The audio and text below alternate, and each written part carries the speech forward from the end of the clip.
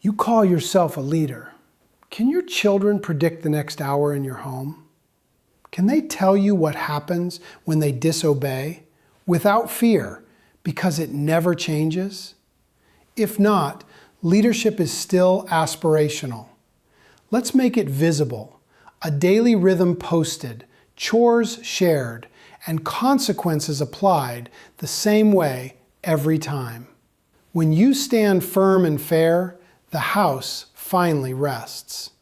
Why it works. It links masculine identity to concrete habits, creating healthy pressure to align self-image with daily practice.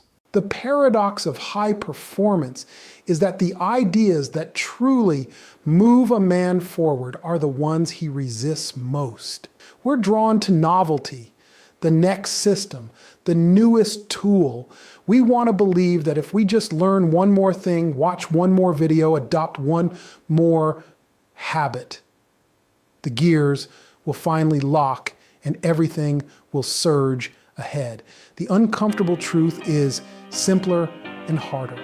High performance rests on a small number of topics lived daily, practiced when they are inconvenient, reinforced quietly and consistently. No audience, no applause, just a man and his commitments. That is the awkward tension. We say we want mastery. What we often want is stimulation, and stimulation is not mastery. But I will ask you to consider the opposite. Fewer topics, deeper roots, steady practice. Performance is not about accumulating knowledge. It is about embodying a handful of disciplines so consistently that your life takes on the steadiness of a well-built structure. Uncomfortable truth. We prefer novelty over mastery. High performance rests on a few lived topics. Choose depth over accumulation. Practice when it's inconvenient. Years ago, I went through a season where everything looked organized from the outside but felt unstable inside. I had a fresh planner every quarter. I subscribed to productivity channels, used 6 different note systems, tracked my nutrition in multiple apps, and could talk for hours about time blocking theory. People asked me for advice. I sounded competent, but I was tired, reactive, scattered. In moments of pressure, my systems weakened. One day it became clear that I was heavy on ideas and light on commitments, so I made a simple change. I set 6 high-performance topics and bound myself to them. No new system, but within a few weeks, my days gained weight. Not more tasks, more strength. I could feel the difference when I woke up. I had fewer decisions to make, but each decision had a deeper consequence. For example, under energy, I committed to sleep and strength. Bedtime became a non-negotiable. Training moved from when I feel like it to every Monday, Wednesday, Friday at 7 a.m. Determined, I stopped switching programs and chose one plan for 12 weeks. Output, I wrote daily, no audience, 1-page minimum. Under integrity, I kept a promise ledger. The few commitments I had made to myself and to others, reviewed every Sunday evening. Under relationship, I set a simple weekly cadence.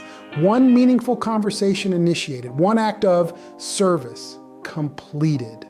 Under stewardship, I handled my finances with quiet precision. Plan, tithe, save, invest, audit.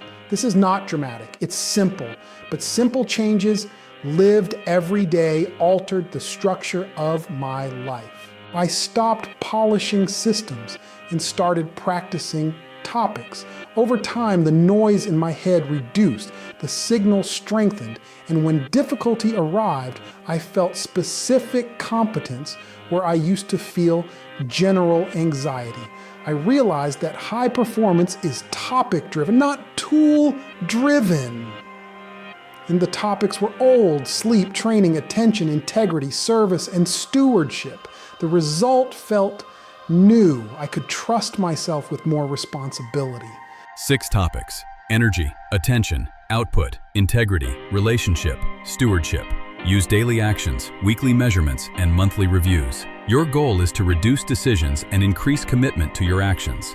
You will find trust grows through steady action. Modern culture amplifies novelty and weakens structure. There's a subtle message embedded in all of it. The next thing will fix you. And so we keep moving, mistaking motion for progress. This cultural pattern has a cost. When everything is interesting, nothing is important. We learn plenty and apply little. We become spectators of discipline instead of practitioners. The result is fragmentation, skills lightly held, commitments loosely made. Our attention becomes shallow. We think we need more information, but once a man knows the basics, he usually needs more obedience, not more data. There's also a moral dimension that our era tends to avoid. High performance is not merely the optimization of output. It is the strengthening of character under responsibility. Performance for its own sake can become self-indulgent. The point is to become a man who can be entrusted with more by his family, his work, his community, and his God. That aim requires you to resist the current. It asks you to stand in the stream of constant novelty and choose a few enduring topics, knowing that consistency will look boring to outsiders. The culture says, be interesting. High performance says, be reliable. Culture rewards novelty, not structure. Spectators of discipline win over practitioners of restraint. Today, information is abundant, but obedience is scarce. Nephew, aim for reliability under the control of your responsibility. Let's build a practical framework. High performance skills you can seek and build in yourself over the next year. We'll anchor them in 6 domains and make each skill concrete. Choose one topic per domain to start and let the others support when you have capacity. The structure is simple: daily action, weekly progress measurements, and monthly growth review. No additions until you have 90 days of proof. 1. Energy. Your body is the chassis for performance. Add some voluntary resistance. Say no to late nights and junk food that sabotages your energy. Choose discomfort. End your showers with cold water, walk in bad weather, and learn to delay gratification. Energy grows where excuses shrink. 2. Attention. Your mind is the engine that will drive your future success or failure. Plan. Deep work. Set aside 2 focus blocks per day, 60 to 90 minutes. 1 problem, 1 tool, no notifications, a timer, and a closed door. 3. Up your output. Your work is what earns trust. Write daily. 1 page a day in private. Put your thoughts on paper. Solve your problems on paper. Plan your life on paper. Basically, build a repository of thought. 4. Integrity makes the man. Your commitments are your backbone. 5. Have good relationships. Your circle determines your direction. Make meaningful contacts. Initiate 1 important conversation each week. Schedule humility. Give time where it does not benefit you immediately. Serve without being seen. 6. Build stewardship. Your assets reflect your discipline. Keep your finances in order. Plan your money monthly. Tithe, save, invest. How to run this framework. Choose 6 topics, 1 per domain, and write your daily practice, weekly measurement, monthly review. Keep it visible. For 30 days, do not add new topics. If you succeed, you earn the right to refine. Use a weekly topic cycle. On Sunday, pick a single emphasis for the week. Keep metrics minimal. Hours slept in range, deep work blocks completed, pages written, promises closed, meaningful contacts made, budget reviewed. Numbers bring clarity without drama. High performance is incomplete without a North Star. We are not machines. We are men under authority, called to steward gifts and time with reverence. Scripture speaks to this clearly. Colossians 3:23 says, "Whatever you do, work heartily, as for the Lord and not for men." There's another insight worth carrying. Proverbs 25:28 says, "A man without self-control is like a city broken into and left without walls." Self-control is not a personality trait, it is a boundary. Without it, the best ideas are looted. With it, talent is protected. For a man who wants to be entrusted with more, walls are mercy, not restriction.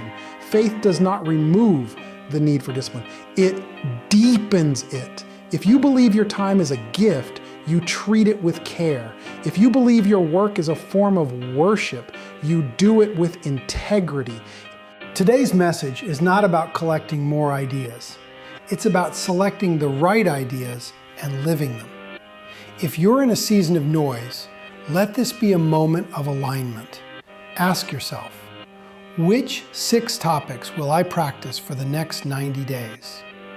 What one daily action will I commit to for each topic? What weekly measurement will I track without emotion? What monthly review will I honor even when I'm tired? What will I remove to protect these commitments? The topics matter, but the man matters more. You may have great potential. Potential is not performance. Potential is what you could do. Performance is what you actually do under time and pressure for people who rely on you. High performance does not shout. It does not boast. It shows up day after day to the same disciplines until the structure becomes strong enough to carry weight. If you feel a quiet conviction, that is good. Let it settle. You do not need to announce your decision. You need to act on it. Tonight, set your bedtime. Tomorrow morning, train. Twice tomorrow, enter deep work. Write 1 page. Review your promises. Initiate 1 meaningful conversation this week. Audit your budget. There is no secret beyond this. Men, the aim of this channel is not to entertain you into passivity. It is to align you toward responsibility. Choose your topics, live them, and remember, Colossians 3:23, work heartily as for the Lord. That is the path of a legacy gentleman, disciplined, faithful, reliable, and ready to carry more.